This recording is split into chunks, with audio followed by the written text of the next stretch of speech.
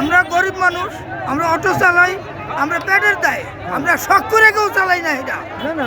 এটা আমরা ছেলে মেয়ে পড়ালেখা করাই, খরচ দিতে হয়, ঘর ভাড়া দিতে হয়, ফ্যামিলি নিয়ে চলতে হয়। আমরা কর্ম করে খাই, কর্মের উপরে কেন সরকার লাথি দিতে কেন লাথি দিতে আছে?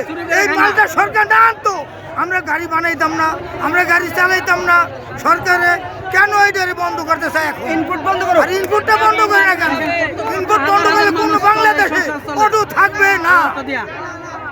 এই তরি আমার সরকারের কাছে আবেদন রইল, সরকার আমার গরিবের একটা ফয়সালা করে দেখ, আমরা কিভাবে চলতে পারি, কিভাবে খাইতে পারি, কিভাবে সংসার লইয়া থাকতে পারি।